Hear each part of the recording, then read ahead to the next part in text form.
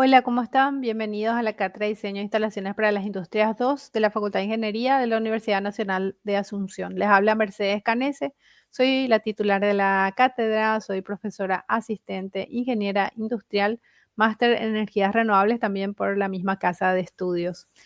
Vamos a actualizar la unidad 2 de aire acondicionado, tal como hicimos también con la unidad de luminotecnia, con las novedades que hay en el sector y algunas precisiones también para mejorar los conceptos que se están actualizando desde la grabación de nuestra lista de reproducción original que fue en plena pandemia. Entonces ya estamos en el año 2025 y hay bastantes novedades que queremos comentar con ustedes.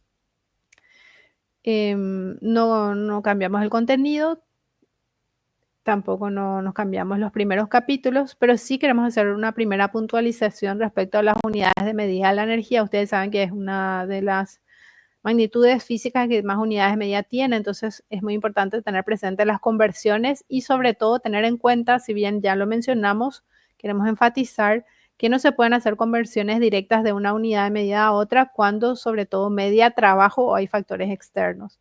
Y ponemos como ejemplo esta tabla del manual de la Organización Latinoamericana de Energía, donde podemos ver que la eficiencia de transformación de una forma de energía a otra determina cuáles son las conversiones. Y en este ejemplo tenemos combustibles que se utilizan para generar energía eléctrica. Y fíjense que la eficiencia de conversión con motores o turbinas es de 30 a 55%, lo cual evidencia que es muy importante tener en cuenta el rendimiento a la hora de hacer estas transformaciones de forma de energía. Posteriormente, una precisión, acá las siglas del calor latente habíamos puesto CLB, le sacamos la B para dejar más en claro que puede ser tanto de vaporización o de fusión. Un pequeño comentario nada más es eso. Respecto al coeficiente de transmitancia, nosotros calculamos el coeficiente de transmitancia sumando las resistividades térmicas a cada elemento y también las resistividades térmicas superficiales o de cámaras de aire. Y en general tomábamos estas resistividades térmicas superficiales como una constante, tal como lo señala el libro del Néstor Cuadri. Ahora, hay que tener en cuenta que ahora hay nuevas tecnologías, entre ellas las pinturas térmicas reflectantes o reflexivas. Generalmente se le llama reflexivas para diferenciar de las pinturas reflectantes que se usan como señalización vial. Estas pinturas térmicas reflexivas, vamos a usar reflexivas para diferenciarlas, como decíamos, de las reflectantes, tienen la característica que con una capa muy fina, si bien esa capa fina tiene una conductividad térmica muy baja, un coeficiente de conductividad térmica muy bajo, a pesar de ser una capa muy fina, impide el ingreso de una parte de la energía solar y por lo tanto actúa casi como aumentando la resistividad térmica superficial. Lo mismo pasa con algunos revestimientos superficiales también con el mismo fin.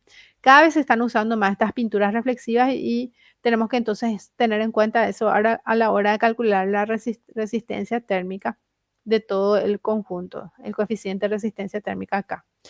Em, esta, la recomendación es que este tipo de pinturas se utilicen en climas cálidos, ya que en climas templados o fríos tiene el inconveniente que en invierno impide el ingreso del calor del sol, aumentando la necesidad de uso de energía para calefacción. Eso no nos va a pasar en Paraguay, así que en términos técnicos puede ser muy interesante incorporar estas pinturas reflectivas, tal como vemos acá que está haciendo este señor, ¿verdad? Está pintando un techo de chapa en las instalaciones en Paraguay. Ahora sí tenemos que tener en cuenta que estas pinturas todavía tienen un alto costo, entonces hay que hacer el cálculo del retorno de la inversión de este costo adicional por el ahorro de energía eléctrica que se va a tener. Y eso probablemente si hoy no sale todavía con un retorno positivo, que ya algunos estudios indican que sí, ya sale en Paraguay, lo será con seguridad más adelante porque por el cambio climático estamos teniendo cada vez más días de sol y de calor y además también el costo de la energía eléctrica va a ir en aumento en Paraguay. Seguimos adelante. Otra consideración importante es que originalmente nosotros para calcular las cargas externas de verano, tomamos el promedio de máximas temperaturas del mes más caliente del año y su humedad relativa correspondiente. Ahora ya no podemos hacer más eso. Y voy a explicar por qué. Acá tenemos la estadística del Instituto Nacional de Estadística del año 2017, donde podemos ver que Mariscal Estigarribia, por ejemplo, tuvo una temperatura, un promedio de temperaturas máximas superior en enero, 37,8 grados. Esto es al norte de Paraguay. Al sur de Paraguay, la temperatura máxima fue en Pilar fue de 33,8 grados en diciembre. Correlativamente, entonces, Mariscal Estigarribia tuvo una humedad en ese mismo mes promedio de 61,8% humedad relativa y Pilar 68%. Sin embargo, si miramos las últimas estadísticas del 2023, o sea, 6 años después, vamos a encontrar que el mes más caliente en Mariscal Estigarribia fue en noviembre y fue 38,3 grados, medio grado Celsius más que 6 años antes, lo cual no determina que esto signifique ya que haya un incremento en la temperatura. Tomando solamente esos 2 años, hay que ver la estadística a largo plazo. Y en el caso de Pilar, también un aumento, pero ya no se dio más en el mes de diciembre, sino que en enero 35,7 grados. Fíjense que la humedad relativa en Mariscal Estigarribia fue apenas el 51% en ese mismo mes de noviembre y en Pilar el 64%. Ahora, si miramos cuál fue el mes de verano con más humedad relativa, porque también los meses de invierno tienen una alta humedad relativa en Paraguay, fue en febrero. En Mariscal Estigarribia 71% y en Pilar fue en diciembre 78%. Las humedades son muy altas en comparación al mes más cálido. Efectivamente, si aumenta la temperatura, es razonable que la humedad relativa baje por, por las propiedades psicométricas del aire, ¿verdad? Bueno, entonces, si tomamos este mes de febrero para el caso de Mariscal Estigarribia y de diciembre para el caso de Pilar, vamos a encontrar que Pilar hizo 32,2 grados, o sea, 3 grados menos que en enero, y que en Mariscal Estigarribia hizo 34,6 grados, o sea, también unos 4 grados menos que en Mariscal Estigarribia. Pero la diferencia, sobre todo, esta diferencia no es tan grande como sí es la de la humedad relativa. Entonces tenemos que hacer ahora el cálculo de las dos formas, con humedad relativa máxima y su correspondiente temperatura y con temperatura máxima y su correspondiente humedad para ver cuál de los dos resulta el mes que tiene más requerimiento de frigorías, o sea, de potencia de refrigeración. Y eso es muy importante porque nosotros calculamos para el promedio del mes. Entonces, si ni siquiera cubre ese promedio del mes, ya vamos a estar en problema y tenemos que ver ambos casos. Posteriormente, más o menos estamos igual en casi todo. Y acá tenemos otra observación, que la disipación de calor por artefactos eléctricos, donde uno de los artefactos que consideramos es la energía eléctrica que se utiliza en las lámparas. Tenemos que tener en cuenta que las lámparas LEDs y en general todas las lámparas que usan circuitos electrónicos tienen normalmente un factor de potencia menor a 1 y por lo tanto su consumo de energía reactiva también se suma a la energía finalmente calorífica que se produce en el ambiente, tal como hacemos con las lámparas fluorescentes. Hay que ver entonces el factor de potencia para ese cálculo. En cuanto a los dispositivos de refrigeración, agregamos como un método que ya existe hace mucho tiempo, pero no lo teníamos incorporado en la cátedra por separado, el dispositivo de refrigeración por absorción, a diferencia de apenas se distingue por una letra de absorción. ¿Sí? Entonces, el método de compresión mecánica es el primero, tenemos el método por absorción y el que es por adsorción. Vamos a explicar un poco más en qué consiste el que es por adsorción, que es similar al de absorción. El de compresión mecánica incorpora trabajo por la compresión y el método de adsorción y de absorción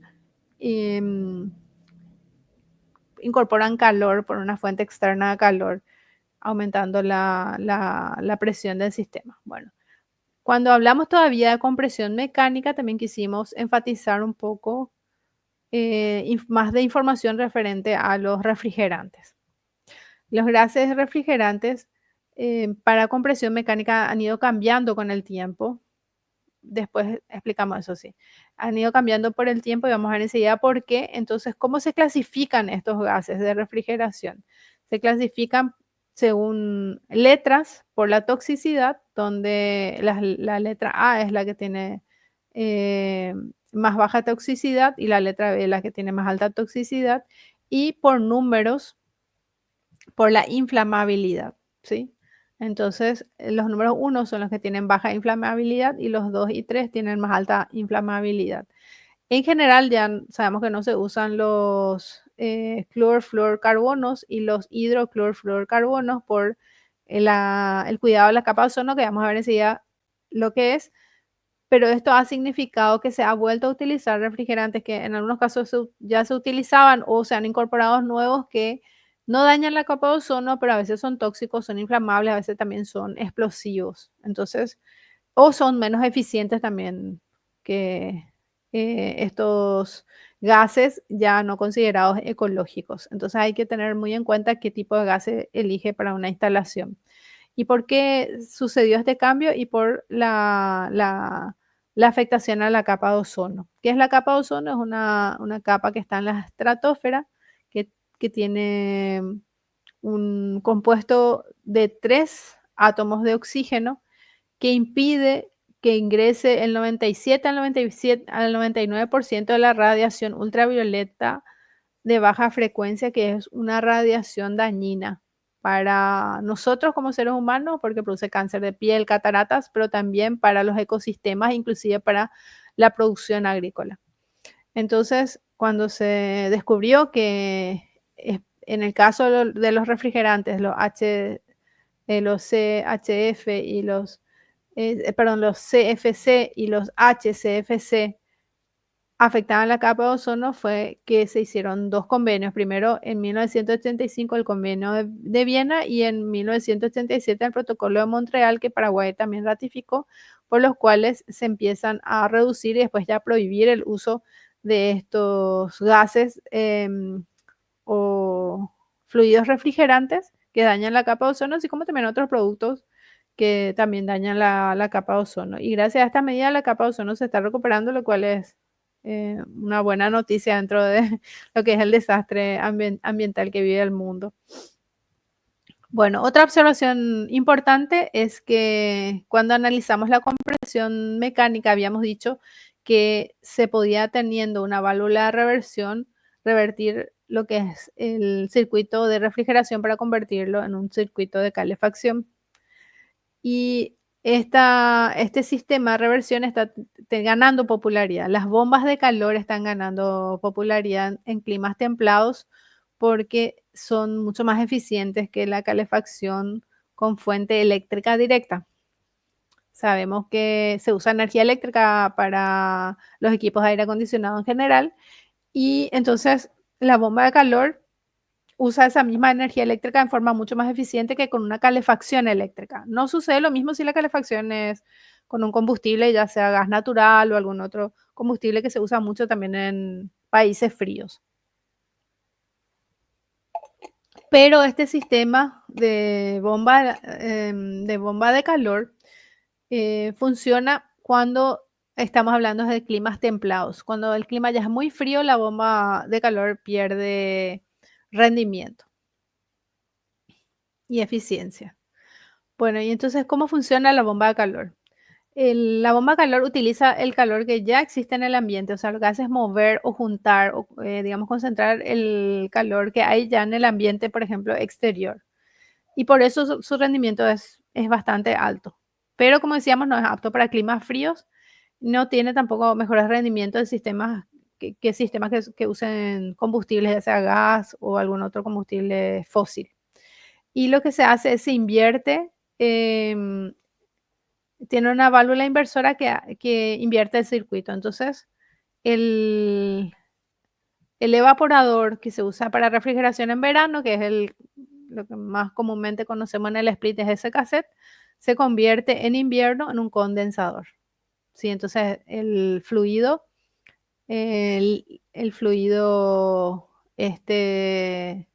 que en verano es un fluido líquido que se evapora con el evaporador, en invierno es un fluido en estado gaseoso que se condensa.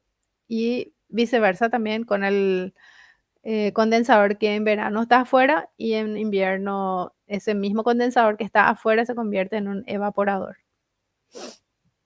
Bueno, ahora vamos a ver un poco un poco más de información sobre el ciclo de absorción, porque teníamos una lámina, explicábamos, pero teníamos una lámina nomás. ¿Cómo funciona el ciclo de refrigeración por absorción? Este ciclo usa un refrigerante que normalmente es amoníaco o puede ser agua también, y un absorbente que puede ser agua o bromuro de litio. La mezcla, vamos a empezar acá. La mezcla de los dos ingresa al generador, que es en esta parte del circuito. Este generador tiene una fuente de calor, que ahí está lo interesante de este sistema, que pueden usarse calores residuales, por ejemplo, de una industria, o también se puede usar la energía solar térmica.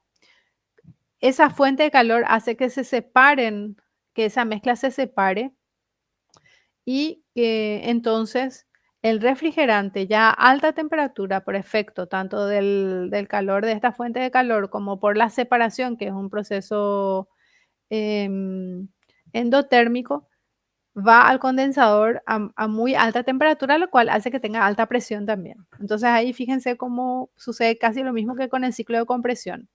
En el ciclo de compresión, por efecto de aumentar la presión, aumenta la temperatura. En este caso, por efecto de aumentar la temperatura, aumenta la presión. En el condensador, entonces, cambia de estado con la válvula de expansión. El refrigerante se vuelve, baja su presión, además de mantenerse en estado líquido.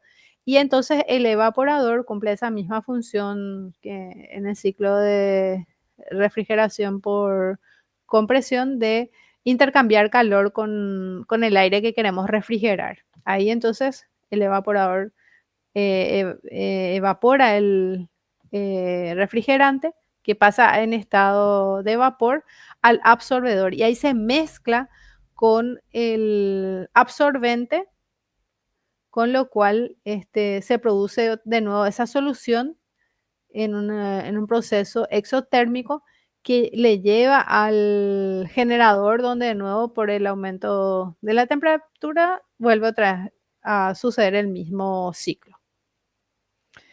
¿Y cuáles son las ventajas y desventajas de este sistema de refrigeración?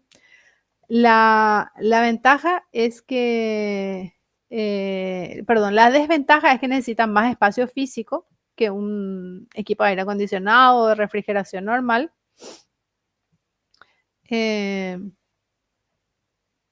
La temperatura de trabajo no son muy amplias, tienen la fuente de calor también tiene ciertos límites de temperatura, o sea, no es que se pueda aprovechar cualquier tipo de calor. Tiene un menor rendimiento. El amoníaco es tóxico y la fuente de calor también supone riesgo. O sea, si mi fuente de calor es, por ejemplo, una llama, como sucede con la heladera querosén, que funciona por este principio, entonces tengo fuego ahí, ¿verdad? Eso siempre tiene sus riesgos. Pero ¿cuáles son sus ventajas? Que puedo aprovechar un calor residual o el calor del sol, que no tiene para mí ni un costo, y no necesito energía eléctrica para que funcione, y además son sistemas silenciosos porque no tienen compresor. Este problema del espacio físico es uno de los inconvenientes que hace que no se pueda utilizar, por ejemplo, y casi no se utilice, si bien hubo algunas experiencias de intentar sacar modelos comerciales para vehículos. El otro inconveniente también es que necesita estabilidad para el proceso, que ya habíamos mencionado. Bueno, y acá tenemos otro circuito entonces que explica lo mismo. Y la adsorción, donde en vez de la B usamos la D para pronunciar esta palabra, la adsorción. En la adsorción, el proceso es enteramente similar al de absorción, pero el equipo es más compacto porque funciona como una sola unidad. En este caso también se utiliza un calor que puede ser residual o gratuito. En vez de compresión, el refrigerante suele ser agua que se le llama adsorbato. Y esa adsorción se hace en estado gaseoso y el adsorbente suele ser gel de sílice o alguna otra sustancia que tenga una superficie muy porosa para que su superficie sea máxima. Cuando estas sustancias se unen se llama adsorción y cuando se separan desorción. En vez de unirse como una solución, lo hacen por adherencia, porque en este caso no se forma una solución como en el caso de la absorción, sino que en la adsorción el absorbente es sólido, ¿sí? Esa es la diferencia. En el otro los dos son líquidos y en este caso el refrigerante es líquido, pero el absorbente es sólido.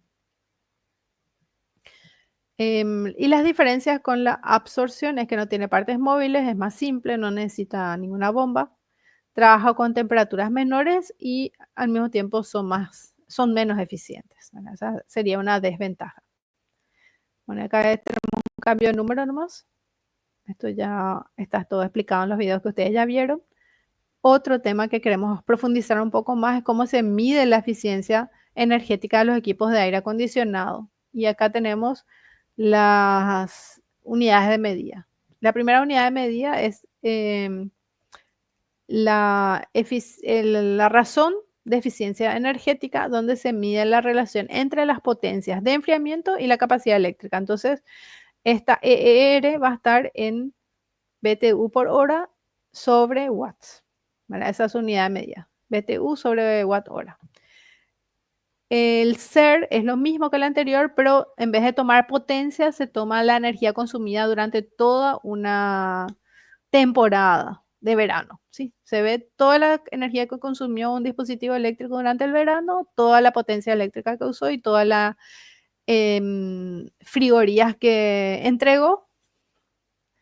Y eso se divide. Entonces la sumatoria de la energía que cada día se fue consumiendo y cada día la energía, la potencia, la energía por refrigeración que fue entregando. Y eso nos da otro valor diferente al anterior, porque el anterior es en términos de potencia y este segundo es en términos de energía de todo un ciclo de verano. Entonces, si queremos saber cuál es más eficiente, este valor nos da más información, porque además esto se tiene que hacer en diferentes zonas climáticas, digamos. En Paraguay no sería lo mismo hacer en el Chaco ese cálculo, o realmente es un estudio de laboratorio que lleva sus meses, que hacer en Pilar.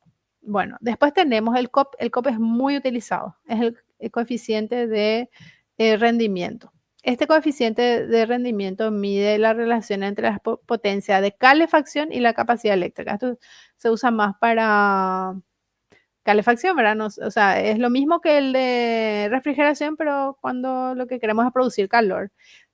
Pero el COP se usa mucho porque los países fríos son los más industrializados generalmente, entonces ellos usan más.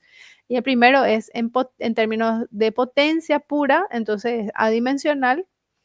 Y el segundo también es adimensional, pero incluye el uso durante toda una temporada. Entonces, esto es en relación de consumo eléctrico, porque la calefacción se mide también en watts, su potencia entregada, ¿sí? Y este valor es el que resulta mayor a 1 cuando estamos hablando de bombas de calor. Entonces, también cuando hablamos de refrigeración, porque ya se aprovecha la energía disponible en el ambiente, no estamos a cero absoluto, digamos, en términos teóricos, sino que tenemos, aunque haga, no sé, 5 grados, eso, bueno, ese poquito calor que tiene el aire se aprovecha para juntar ese calor, ¿sí? Bueno, y acá podemos ver una etiqueta de eficiencia energética de Argentina. Lastimosamente no, no tenemos de Paraguay. Bueno, entonces vamos a ver primero la etiqueta. Acá podemos ver esta etiqueta donde lo más eficiente es la letra A, B, C, así va bajando la eficiencia, así es como etiqueta Argentina.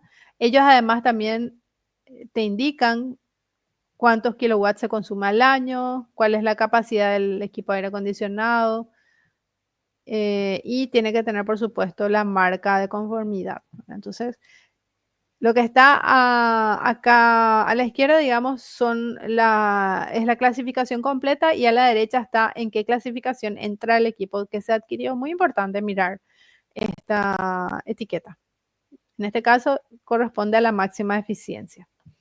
Y acá en la izquierda tenemos rendimientos y etiquetas de eficiencia ya según otra categorización, donde A más sería el mayor rendimiento tanto en SER como en SCOP.